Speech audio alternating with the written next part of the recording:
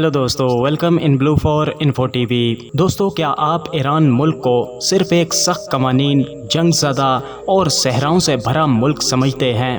अगर हाँ, तो आज की इस वीडियो में मैं आपको एक ऐसा ईरान दिखाने वाला हूँ जो आपकी सोच को मुकम्मल तौर पर बदल कर रख देगा। ये मुल्क सिर्फ कदीम महलों और हजार साल पुरानी तहजीब का मुल्क नहीं, बल्कि मॉडर्निज्म, दिलकश मनाजिर और नाकाबिले यकीन हद तक शानदार लोगों की सरजमीन है।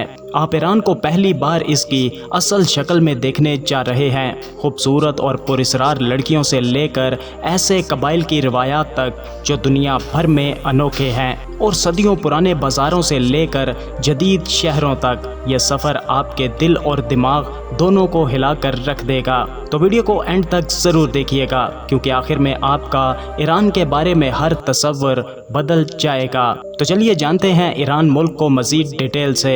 लेकिन वीडियो में आगे बढ़ने से पहले अगर आपने अभी तक इस channel blue for info TV को सब्सक्राइब नहीं किया तो जल्दी से चैनल को सब्सक्राइब करके साथ बेल नोटिफिकेशन को भी ऑन कर दें। तो दोस्तों, जब आप ईरान पहुंचते हैं, जो हज़ारों साल पुरानी शानदार फ़ारसी तहजीब का हामिल मुल्क है, तो टूरिस्ट ख़वातीन की पुरस्कार और पुरवकार खूबसूरती से मुतासिर हुए बगैर रह ही नहीं सकते। इनकी आंखें गहरी और तासुरात से भरपूर होती हैं। घनी भुएं और ऊंची और निखरी हुई नाक जो ऐसा तासुर देती है जो खालिस मशरिक़ वुस्ता की झलक भी रखता है, और साथ ही हैरत अंगेज़ तौर पर जदीद भी लगता है। अगर अवामी मुकामात पर हिजाब या सर ढांपने वाला स्कार्फ लाजमी है, लेकिन ईरानी ख़वातीन ने अपना अलग ही फैशन स्टाइल बनाया है। नफीस, शानदार और जदीद रुझानात के मुताबिक बड़े शहरों जैसे तेहरान या शिराज में आपको आसानी से हल्के रंगों के नरम पेस्टल शेड वाले मलबूसात, लंबे सिलाई शुदा कोट जो चूड़ीदार टांगों वाली पतलून या स्टाइलिश लंबी स्कर्ट्स के साथ पहने गए हों नजर आएंगे। एक हैरान कुन हकीकत ये है कि ईरान में 60% से ज़ायद यूनिवर्सिटी तलबा लड़कियां हैं। वो सिर्फ तालीमी कामयाबियां ही हासिल नहीं करती, बल्कि साइंस, टेक्नोलॉजी, आर्ट और बिजनेस जैसे शोबों में भी सरगर्म रहती हैं। ईरानी ख़वातीन को मुकम्मल हक हासिल है कि वो जायदाद की मालिक बन सकें, कारोबार शुरू कर सकें और गाड़ी भी चला सकें, हत्ता के सियासी और समाजी सरगर्मियों में भी हिस्सा ले सकें। अगर आप कभी ईरान का सफ़र करें तो सिर्फ कदीम इमारतों की तारीफ़ करने या नफीस खानों का मज़ा लेने तक महदूद ना रहें। यहाँ की ख़वातीन से बात करने की कोशिश करें, आपको इस मुल्क की ज़्यादा गहरी और हकीकी समझ हासिल होगी, जहाँ खूबसूरती सिर्फ ज़ाहिरी नहीं बल्कि ज़हानत और रूह में भी छुपी है। दोस्तों, ईरान के जनूबी हिस्से में वसी घास के मैदानों और शानदार ज़ाग्रस पहाड़ों के बीच आबाद कश्काई कबीला इन चंद खाना बदोश बरादरियों में से एक है जो जदीद दुनिया में भी रिवायती ज़िंदगी को बरकरार रखे हुए हैं। ये मौसम के साथ हिजरत करते हैं, कुदरती माहौल में खैमे लगाते हैं, भेड़ बकरियों के साथ रहते हैं और अपनी मुनफरिद रिवायत नस्ल दर नस्ल मुंतकिल करते हैं। एक ऐसी रिवायत जो टूरिस्ट और सकाफती मुहक्किकीन दोनों को हैरान करती है, वो ये है कि अगर पहली बीवी बच्चा पैदा ना कर सके तो वो खुद अपने शोहर के लिए दूसरी बीवी का इंतखाब करती है। और दिलचस्प बात यह है कि शोहर को इनकार का कोई भी हक हासिल नहीं। ये महज एक रस्म नहीं, बल्कि ये औरत की समाजी ताकत और इस पर एतमाद को जाहिर करता है जो कश्काई ख़ानदान में इसे हासिल है। पहली बीवी ही वो नाखुदा होती है जो ख़ानदान में हम आंगी कायम रखती है और नस्ल को आगे बढ़ाती है। ख़ानदानी ज़िंदगी से हटकर कश्काई लोग अपने शानदार हाथ से बने कालीनों के लिए भी पूरी दुनिया में मशहूर हैं। कश्काई कालीन जिन पर रोशन जियोमेट्रिक डिज़ाइन होते हैं जो मुकम्मल तौर पर हाथ से बनाए जाते हैं, इनके अकायद, माहौल और दुनिया के बारे में सोच को जाहिर करते हैं। ये ईरान के सबसे कीमती रिवायती हुनर में से एक है और दुनिया भर के जमा करने वाले इनकी तलाश में रहते हैं। कश्काई ख़वातीन का रिवायती लिबास भी एक ख़ास कशिश रखता है। कई तहों वाले लंबे स्कर्ट्स, جرت مندانہ ڈیزائن والی شالز اور نفیس نقش کندہ چاندی کے زیورات، یہ سب فطرت کے ساتھ گھل مل کر ایک ایسا خانہ بدوش منظر بناتے ہیں جو بالکل فارسی لوک کہانیوں سے نکلا ہوا لگتا ہے۔ قشقائی طرز زندگی کا تجربہ محض جگہ کا سفر نہیں بلکہ وقت میں پیچھے جانے کا بھی ایک سفر ہے، جہاں آپ ثقافت، فطرت اور انسانی روح کا ایک زبردست ملاپ محسوس کریں گے۔ جب ایران کا ذکر ہوتا ہے تو بہت سے لوگ اس کی جغرافیائی پوزیشن اور اس کے اسلامی عقائد کی وجہ سے یہ سمجھ بیٹھتے ہیں کہ یہ بھی ایک عرب ملک ہے، بالکل اسی طرح جیسے مشرق وسطیٰ کے دوسرے عرب ممالک ہیں، لیکن حقیقت یہ ہے کہ ایران بالکل بھی عرب ملک نہیں ہے۔ ایران کی سرکاری زبان فارسی ہے، جو انڈو یورپین زبان ہے اور عربی سے بالکل مختلف ہے، اگرچہ دونوں زبانوں کا رسم الخط ایک جیسا دکھائی دیتا ہے کیونکہ دونوں عربی طرز کے حروف استعمال کرتے ہیں، لیکن گرامر، الفاظ اور تلفظ بالکل جدا ہیں۔ ایران عرب لیگ کا بھی رکن نہیں ہے، جو مشرق وسطیٰ اور شمالی افریقہ کے عربی بولنے والے ممالک کی نمائندگی کرنے والی تنظیم ہے۔ حتیٰ کہ ایران کا نام بھی ایک گہرا مطلب رکھتا ہے، اس کا مطلب ہے آریاؤں کی سرزمین، جو ایک منفرد نسلی ورثے پر زور دیتا ہے۔ ایران اپنی تاریخ اور شناخت پر بے حد فخر کرتا ہے۔ قدیم فارسی تہذیب ایک وقت میں انسانیت کا گہوارہ تھی، جس نے فن تعمیر، شاعری اور فلسفے میں ایک شاندار ورثہ چھوڑا ہے۔ وہ اپنی ثقافت کو ایک قیمتی خزانہ سمجھتے ہیں جو آزاد ہیں اور پڑوسی عرب ثقافتوں سے نمایاں طور پر مختلف ہیں۔ یہ محض ایک تعلیمی نکتہ نہیں ہے بلکہ یہ آپ کو اس ملک کی ثقافتی شناخت کو سمجھنے اور اس کا احترام کرنے میں مدد دیتا ہے۔ دوستو، ایران کے کیپٹل تہران کے دل میں ایک ایسی جگہ ہے جو وقت میں رکی ہوئی محسوس ہوتی ہے۔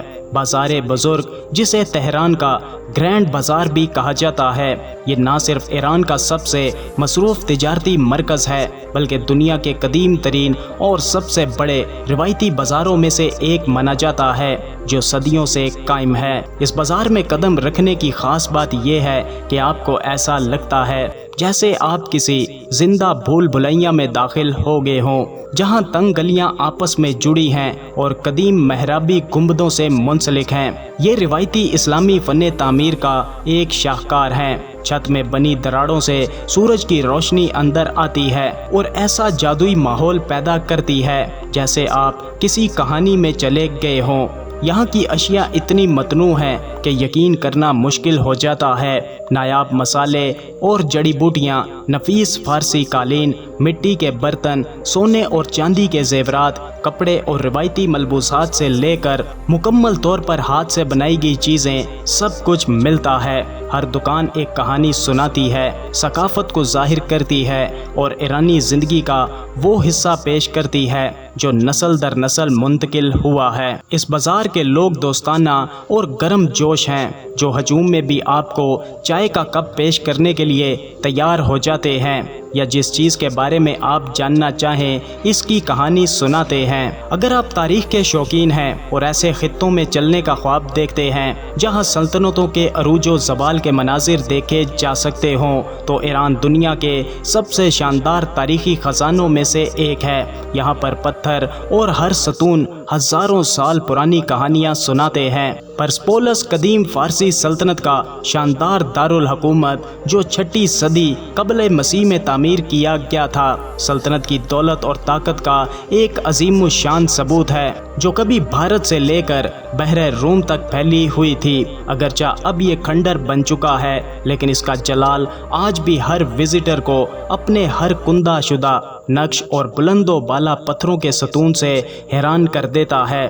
گلستان پیلس، جو تہران کے وسط میں واقع ہے، قاجار سلطنت کی علامت ہے اور یہ روایتی فارسی فن تعمیر اور یورپی طرز کی جھلک کا ملاپ پیش کرتا ہے۔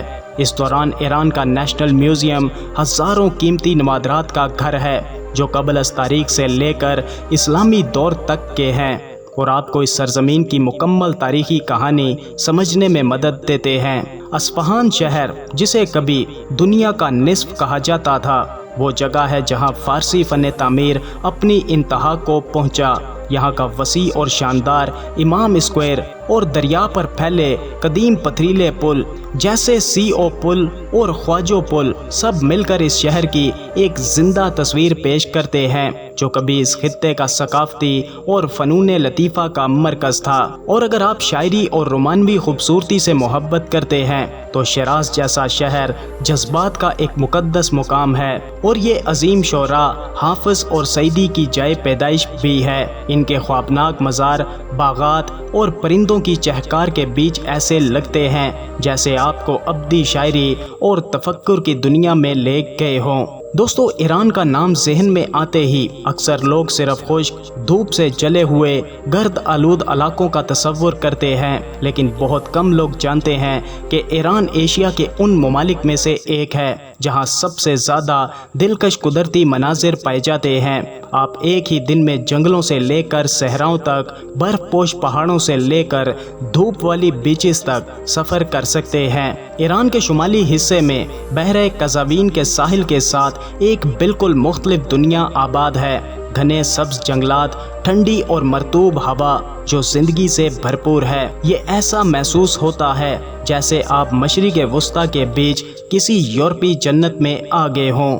دشت لوج جو زمین کے سب سے زیادہ گرم مقامات میں سے ایک ہے، ایک ماورائی منظر پیش کرتا ہے جو کسی اور سیارے سے آیا ہوا لگتا ہے۔ عجیب و غریب شکلوں کی چٹانیں، بلند و بالا ریت کے ٹیلے اور دھوپ سے پھٹی ہوئی زمین ایک انوکھا ماحول پیدا کرتی ہے۔ یہ وہ جگہ ہے جہاں زمین کی سطح کا درجہ حرارت ایک بار 70 ڈگری سینٹی گریڈ تک جا پہنچا، جو دنیا کا سب سے زیادہ ریکارڈ شدہ درجہ حرارت ہے۔ دوستو، تہران کا میٹرو سسٹم مشرق وسطیٰ کے سب سے بڑے سب وے نیٹ ورک میں سے ایک ہے۔ یہ نہ صرف بڑا ہے بلکہ صفائی، کارکردگی اور انتہائی کم قیمت ہونے کی وجہ سے بھی مشہور ہے۔ ایک سفر پر 10 سینٹ سے بھی کم خرچہ آتا ہے۔ ٹرینیں وقت پر چلتی ہیں، اگر کوئی چاہے تو مرد اور خواتین کے لیے الگ الگ ڈبے ہیں، اور اسٹیشن پورے شہر کو کور کرتے ہیں جس سے شہری سفر بہت آسان ہو جاتا ہے۔ رابطے کے اعتبار سے بھی ایران کے جدید ریلوے نیٹ ورک اور انٹرنیشنل ایئرپورٹس موجود ہیں جو مسافروں کو تہران سے دیگر بڑے شہروں یا پڑوسی ممالک جیسے ترکی، UAE یا قطر تک آسانی سے لے جاتے ہیں۔ شاہراہیں پورے ملک میں پھیلی ہیں جو بہترین منصوبہ بندی کے ساتھ بنائی گئی ہیں، اور ہر جگہ آرام دہ ریسٹ ہاؤسز بھی موجود ہیں۔ لیکن جو چیز ٹورسٹ کو سب سے زیادہ حیران کرتی ہے وہ یہ ہے کہ ایران کے شہری مناظر کتنے سبز اور صاف ستھرے ہیں۔ شہروں میں کشادہ پارکس، درختوں سے بھری سڑکیں، فوارے اور باغیچے والے کیفے کثرت سے نظر آتے ہیں جو ایک پرسکون ماحول تخلیق کرتے ہیں۔ ایرانی لوگ ٹیکنالوجی کے لحاظ سے بھی بہت ماہر ہیں۔ آپ اکثر نوجوانوں کو اسمارٹ فون کے استعمال کرتے، الیکٹرک ادائیگیاں کرتے یا ایپس کے ذریعے ٹیکسیاں بلاتے دیکھیں گے۔ دوستو، جب آپ ایران کو گہرائی سے جانچتے ہیں تو آپ کو اس کی شاندار ثقافت اور دلکش مناظر سے آگے اس ملک کے منفرد مذہبی قوانین اور روایات بھی نظر آئیں گی۔ ان میں سے ایک سب سے دلچسپ اور متنازع روایت متع یعنی عارضی شادی ہے، جو شیعہ اسلامی قانون کے تحت جائز ہے۔ یہ قانون ایک جوڑے کو ایک مخصوص مدت کے لیے شادی کا معاہدہ کرنے کی اجازت دیتا ہے، جو ان کے باہمی اتفاق کے مطابق چند دنوں، مہینوں یا حتیٰ کہ سالوں پر بھی مشتمل ہو سکتا ہے۔ یہ معاہدے عموماً مساجد میں کیے جاتے ہیں اور سرعام یا خفیہ بھی ہو سکتے ہیں۔ متع کا اصل مقصد ان لوگوں کے لیے ایک جائز حل فراہم کرنا تھا جو مستقل شادی کے لیے تیار نہیں تھے، لیکن اسلامی قوانین کی خلاف ورزی کیے بغیر اپنی جذباتی یا جسمانی ضرورت پوری کرنا چاہتے ہیں۔ تاہم اس روایت نے متضاد آراء کو بھی جنم دیا ہے۔ حامیوں کا کہنا ہے کہ متع نوجوان جوڑوں کو گناہ سے بچنے، قانونی طور پر جڑنے اور مستقل شادی سے پہلے مطابقت جانچنے کا موقع فراہم کرتا ہے۔ مخالفین کو خدشہ ہے کہ یہ طریقہ کار غلط استعمال کا باعث بن سکتا ہے، خاص طور پر جب طاقت یا عمر میں فرق ہو، اور اس سے غیر قانونی بچوں، قانونی حقوق کی کمی اور والدین کی ذمہ داریوں جیسے سماجی مسائل پیدا ہو سکتے ہیں۔ دوستو، اگر کوئی ایک چیز ہے جو ٹورسٹ کو ایران آنے پر سب سے زیادہ متاثر کر سکتی ہے تو وہ لوگوں کی ناقابل یقین حد تک سچی اور پرخلوص مہمان نوازی ہے۔ آپ کون ہیں یا کہاں سے آئے ہیں اس کی پرواہ کیے بغیر اگر آپ مہمان ہیں تو آپ کا استقبال ایسے کیا جائے گا جیسے آپ برسوں بعد ملنے والے قریبی رشتہ دار ہوں۔ کوئی بھی دکاندار، ٹیکسی ڈرائیور یا راہگیر آپ کو اپنے گھر پر دعوت دے گا۔ ایران میں کھانے صرف کھانے کے لیے نہیں بلکہ بانٹنے، تعلقات مضبوط کرنے اور مہربانی دکھانے کے لمحے ہیں۔ کئی ٹورسٹ کا کہنا ہے کہ وہ غیر متوقع دعوتیں ان کی زندگی کی سب سے یادگار یادیں بن چکی ہیں۔ جہاں تک زبان کا تعلق ہے تو دیہی علاقوں میں بات چیت کی رکاوٹیں شروع میں آپ کو الجھا سکتی ہیں، لیکن لوگ ہمیشہ مسکراہٹ اور اشاروں کی زبان سے مدد کے لیے تیار ہو جاتے ہیں۔ بڑے شہروں جیسے تہران، شیراز یا اصفہان میں انگلش زبان عام ہے، خاص طور پر نوجوانوں اور سروس سیکٹر میں کام کرنے والوں کے درمیان۔ ایران چھوڑنا مشکل ہے بغیر اس کے کہ آپ کچھ فارسی جملے سیکھ لیں، دل کو چھو لینے والی کہانیاں ساتھ لے جائیں اور یہ محسوس کریں کہ آپ ایک انتہائی انسانی اور خوش آمدید کہنے والی ثقافت سے جڑے ہیں۔ ہزاروں سالہ پرانے قلعوں، مصروف قدیم بازاروں، جلتے ہوئے صحراؤں اور گرم دل لوگوں سے گزرتے ہوئے اب آپ ایران کے بارے میں کیا تصور کرتے ہیں؟ کیا یہ اب بھی وہی تاریک اور غلط سمجھا جانے والا ملک ہے جس کی تصویر اکثر میڈیا دکھاتا ہے، یا اس نے اپنے آپ کو ایک رنگین، پرجوش اور تہذیبی گہرائی رکھنے والی سرزمین کے طور پر ظاہر کیا ہے؟ آپ کے ایران کے بارے میں کیا خیالات ہیں؟ اپنی رائے کا اظہار ویڈیو کو لائک اور کمنٹ کر کے ضرور کیجیے گا۔ ملتے ہیں کسی نئی ویڈیو کے ساتھ، تب تک کے لیے خدا حافظ۔